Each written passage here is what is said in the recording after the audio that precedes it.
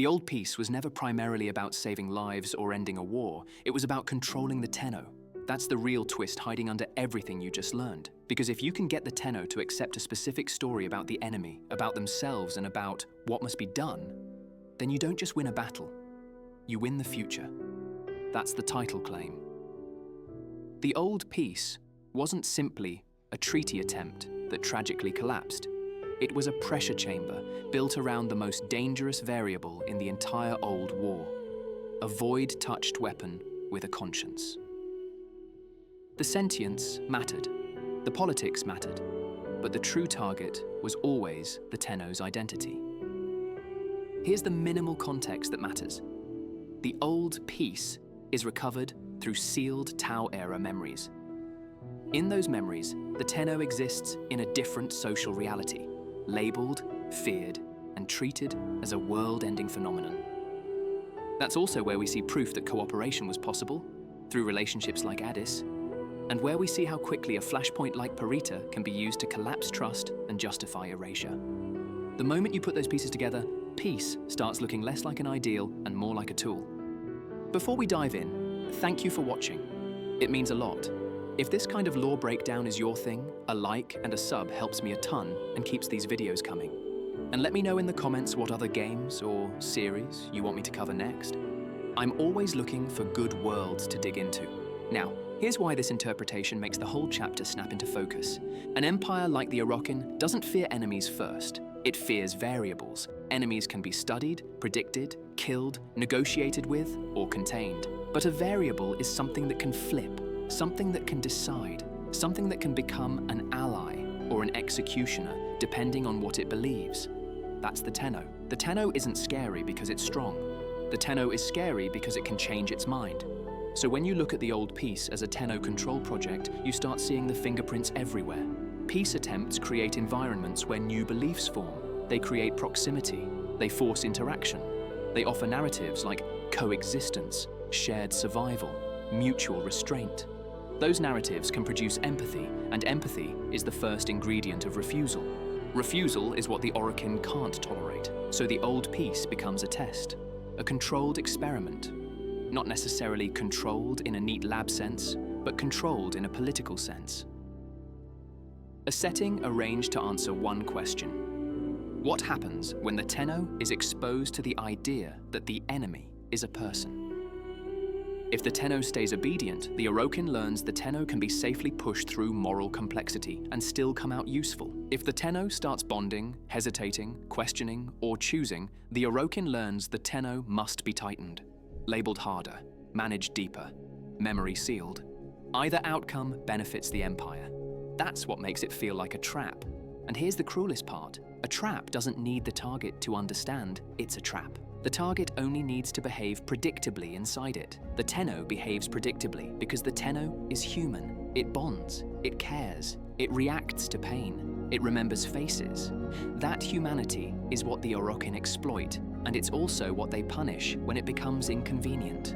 So the old peace becomes the story of an empire trying to calibrate the Tenno's humanity, how much of it can exist before the weapon stops being pointable. That's why everything around the old peace feels like it's designed to create one of two emotional outcomes. Either peace is possible and I want it, or peace is a lie and I will never trust again. The first outcome makes the Tenno dangerous to the Empire.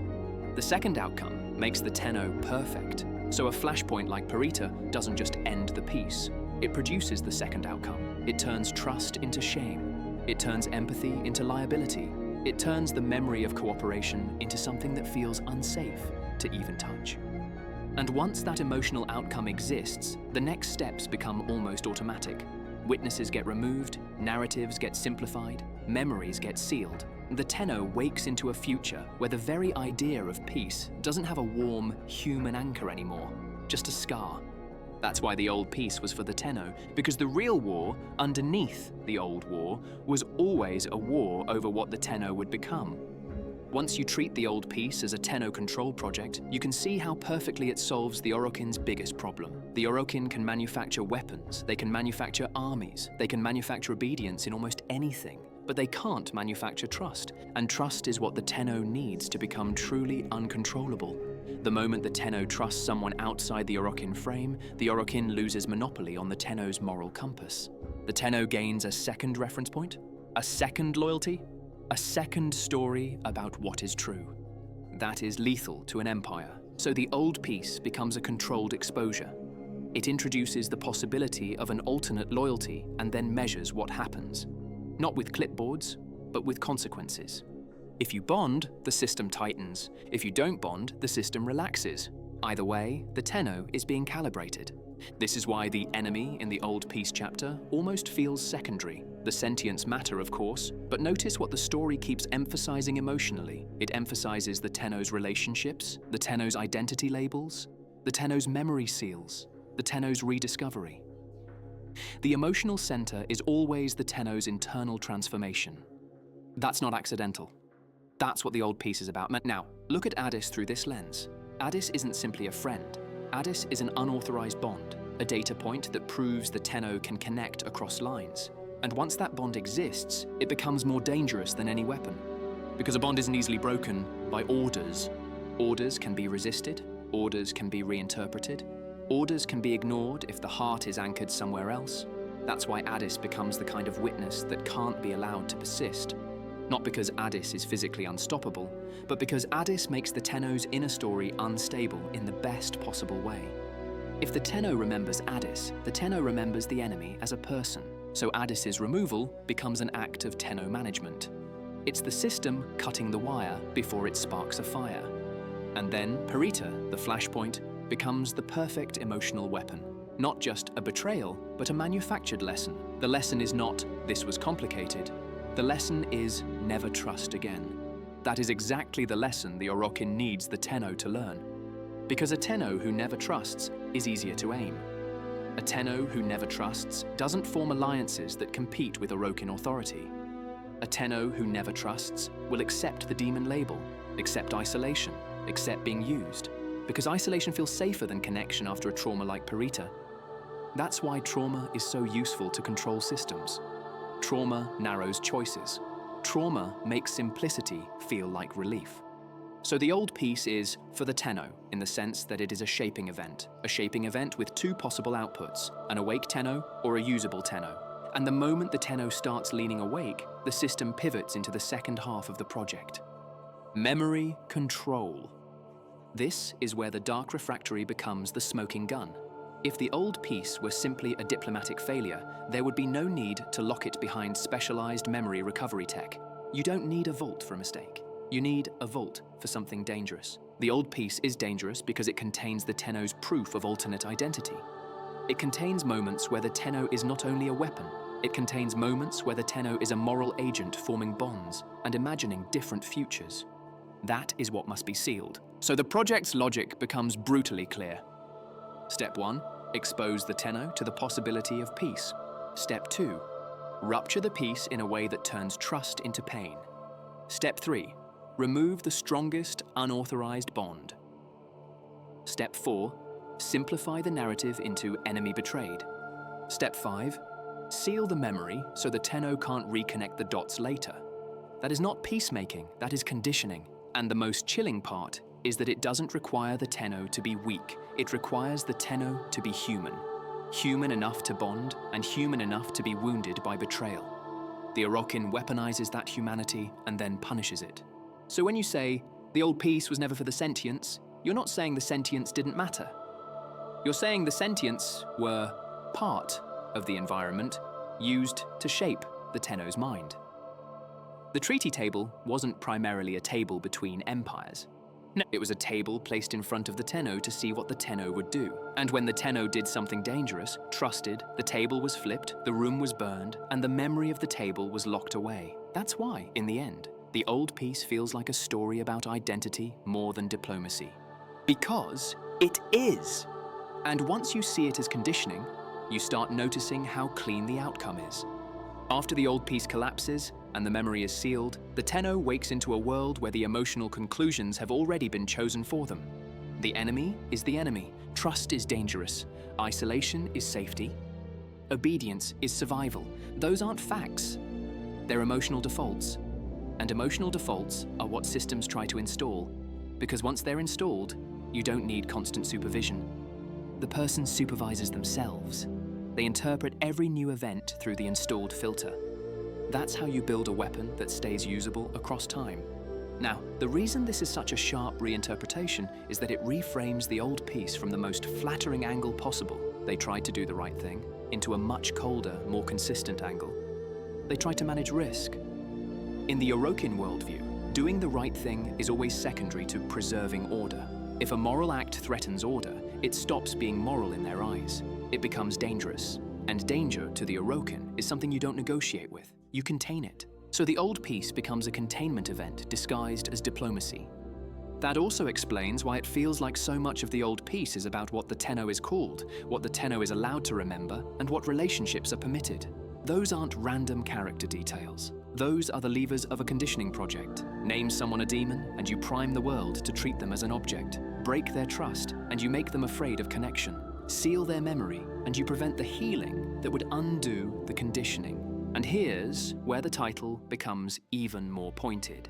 If the old peace was for the Tenno, then its collapse wasn't a diplomatic accident. It was a necessary phase transition.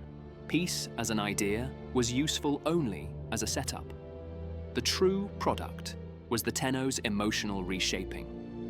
That is why Parita can be understood as the lesson plan. The lesson plan isn't written in text, it's written in trauma, because trauma teaches faster than philosophy. A Tenno who survives a betrayal at the core of a peace attempt is less likely to ever risk peace again.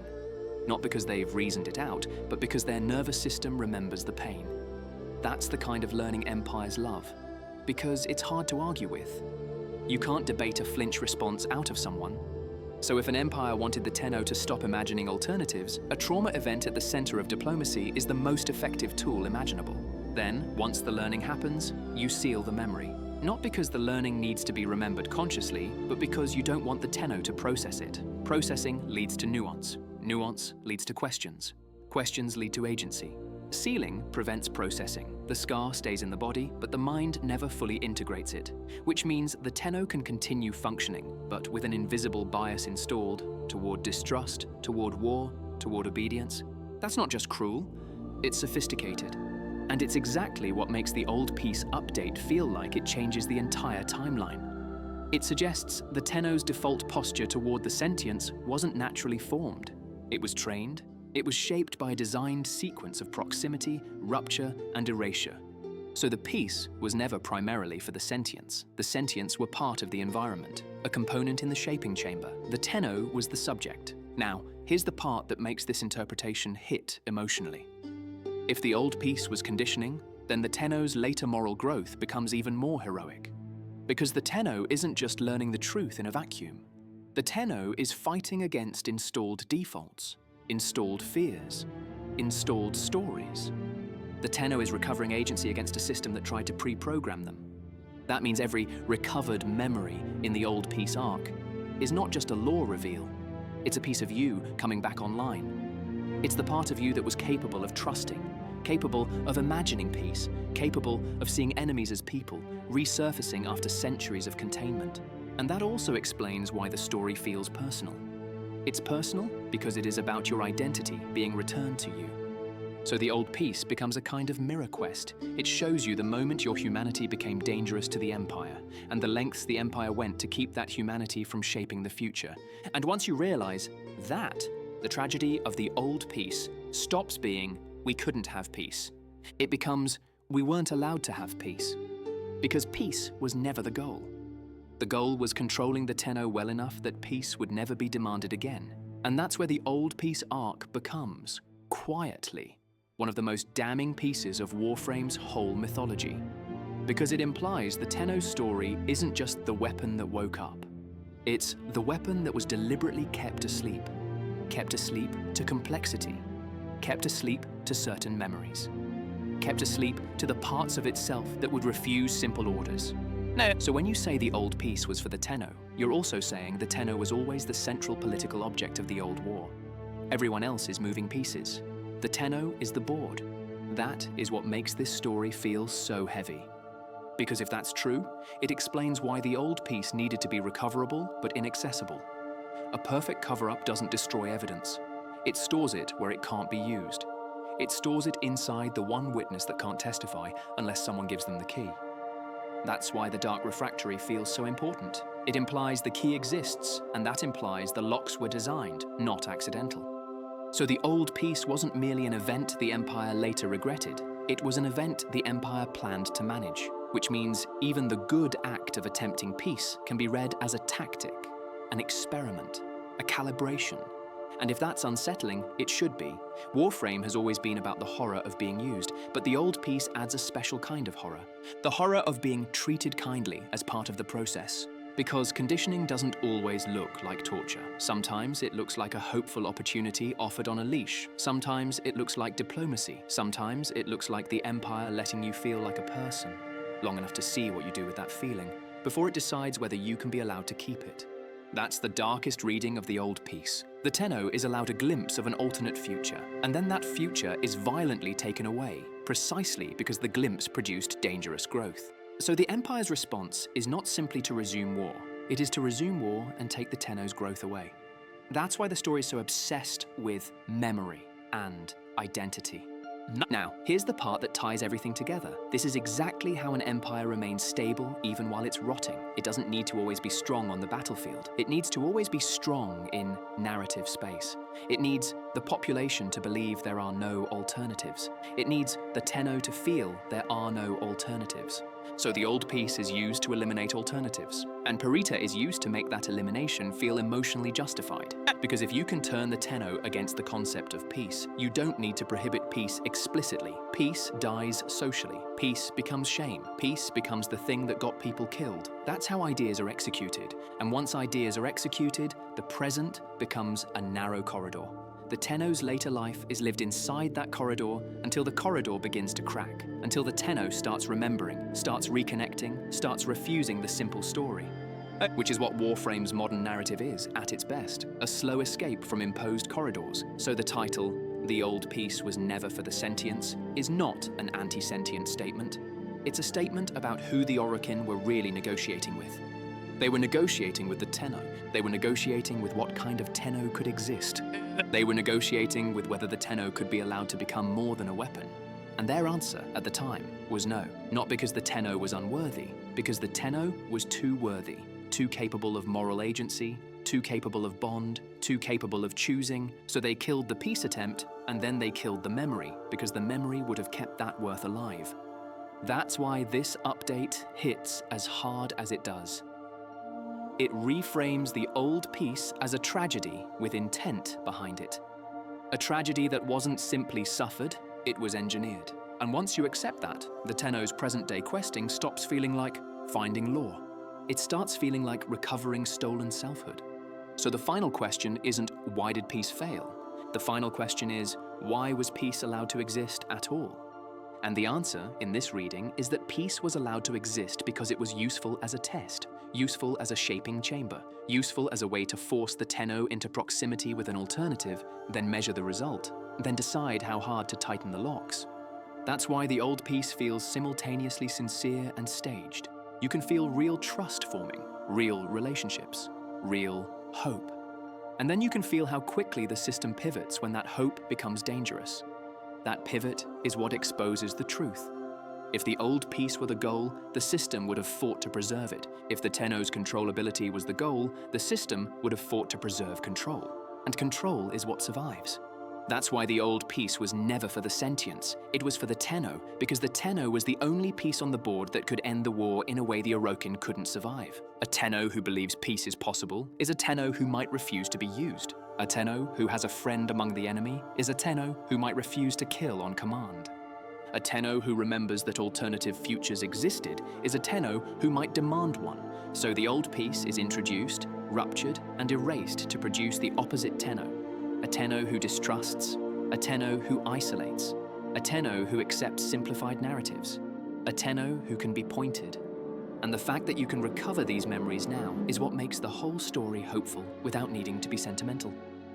Because it means the conditioning wasn't perfect, the locks weren't absolute, the Tenno's humanity wasn't fully erased. It was buried, and buried things can be unearthed. That's the real victory embedded in the old peace update. Not that a treaty almost worked long ago, but that the Tenno can finally see the machinery that tried to keep them small. So if you take one idea away from this whole old peace saga, it's this.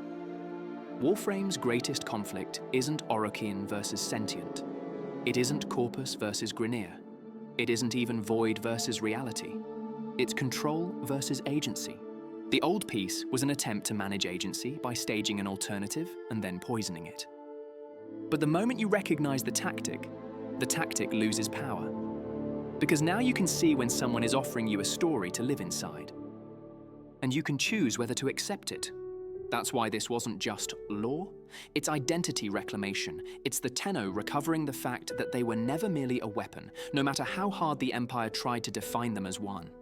The old peace was never for the sentients, it was for you, and now you finally get to decide what it means.